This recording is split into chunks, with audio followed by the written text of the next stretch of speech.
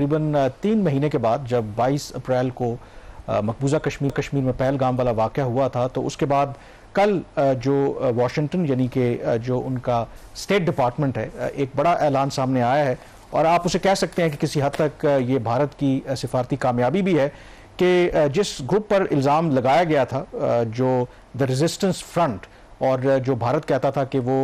जो कलदम लश्कर तैयबा है उसका ये एक फ्रंट है या प्रॉक्सी है, उसने ये पहलगाम हमला करवाया था। लेकिन इससे पहले तक वो अमेरिका हो या बाकी दुनिया के ममालिक हों, वो भारत के इस नैरेटिव को बाय करने के लिए तैयार नहीं थे। लेकिन अब स्टेट डिपार्टमेंट ने ना सिर्फ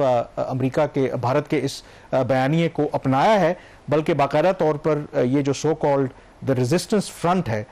इसको दहशतगर्द जो तंजीम है, यानी कि ग्लोबल टेररिस्ट जो ऑर्गेनाइजेशन है, उसकी फहरिस्त में इन्होंने इसको डाला है और ये भी कहा है कि ये लश्कर तैयबा जो है उसका ये एक फ्रंट है। अब इसमें जो इम्पोर्टेंट बात है कि पाकिस्तान की तरफ से भी रिएक्शन सामने आया है और पाकिस्तान ने जो रिएक्शन दिया है उसमें तो एक तो उन्होंने कहा है कि जो पहलगाम ये वाक़या हुआ है, इसकी जो अभी तक तहकीकात हैं वो नामुकम्मल हैं, और बात भी ठीक है क्योंकि अभी तक ना तो हमलावरों को गिरफ्तार किया गया है, ना उसके अलावा कोई कंक्लूसिव एविडेंस भारत की तरफ से सामने आया है। एंड मोर इम्पॉर्टेंटली इसमें जो बात की गई है कि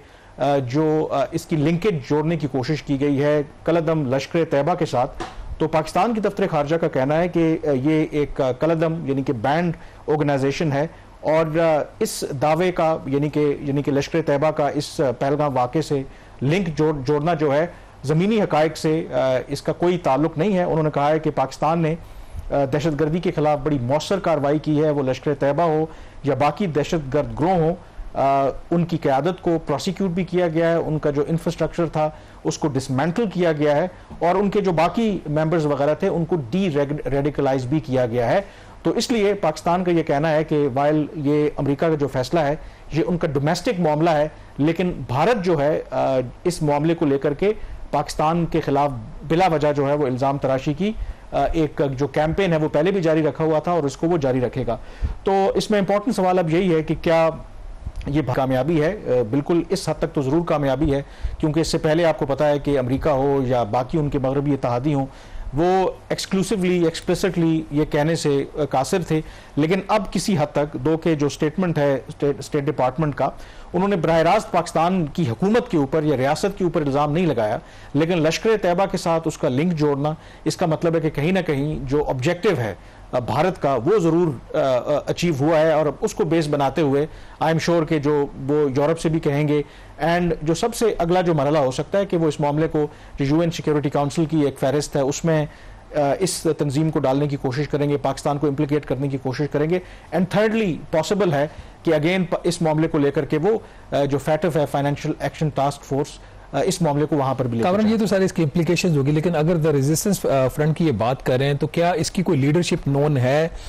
उनको भी जो है ये लिस्ट में बैन लिस्ट में डाला गया है या सिर्फ ये एक एंटिटी को डाला गया जो कि इससे पहले गालबन जब ये पहलगाम का हमला हुआ तो उससे पहले उसका शायद कभी नाम भी नहीं सुना गया था? लश्कर तैयबा के हवाले से तो आपने नाम सुने हुए हैं, आपको लोगों के नामों का पता, तो यहाँ पे क्या स्टेटस है, इनकी लीडरशिप का क्या स्टेटस? देखिए, यही इस जो तंजीम के बारे में सो कॉल्ड एक बड़ी मिस्ट्री है। ये तंजीम सामने आई थी 2019 में जब कश्मीर का जो खुसूसी हैसियत ख़त्म की गई थी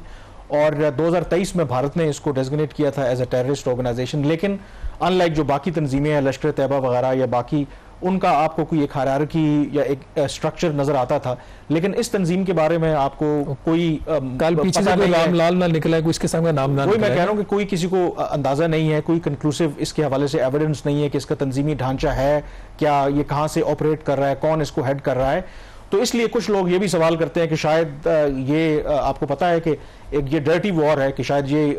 जो भारत है उसकी अपनी कोई प्रॉक्सी है, पाकिस्तान को बदनाम करने के लिए वो उसे इस्तेमाल कर रहे हैं। तो इसलिए अगर आप देखें कि ये 2023 में अगर भारत ने इसको दहशतगर्द तंजीम डिक्लेयर किया था, तो अब अमेरिका वाहिद वो मुल्क है जिसने इसको टेररिस्ट ऑर्गेनाइजेशन डिक्लेयर किया है। तो मिस्ट्री है, लेकिन अगेन सवाल वहीं पे रहता है कि क्या कोई नाम इसके साथ कुछ जुड़े हुए हैं? नाम जो सिर्फ एक एंटिटी को उन्होंने ब्लैकलिस्ट, जो एंटिटी को उन्होंने किया है और जो नाम सामने आए हैं उसमें कोई नाम इस तरह का उन्होंने उसका जिक्र नहीं किया। अब इसी को बेस बनाते हुए जो पाकिस्तान की दफ्तर खारजा का स्टेटमेंट है, तो पाकिस्तान ने यह कहा है कि ये एक इसके हवाले से जो भी पॉलिसी है, पाकिस्तान का किरदार अपनी जगह पे मौजूद है, दहशतगर्दी के खिलाफ हम जो जंग लड़ रहे हैं तो जो पाकिस्तान के पास इसके एविडेंस भी मौजूद हैं, यानी कि जो मजीद ब्रिगेड है,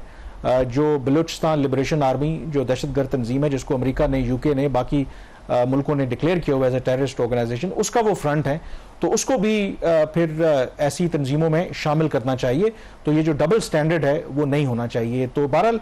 कुछ लोगों का ये भी ख्याल है, क्योंकि ये बात हमें नहीं भूलनी चाहिए कि जो अमेरिका और भारत के जो एक स्ट्रेटेजिक रिलेशनशिप हैं, उनके एक ब्रॉडर ऑब्जेक्टिव्स हैं, और ऐसा मुमकिन नहीं है कि उनके दरमियान जो ताल्लुकात हैं वो इस हद तक ख़राब हो जाएंगे कि वो बिल्कुल अमेरिका भारत को इग्नोर कर देगा। तो एक उसके अंदर कहा यह जा रहा है कि शायद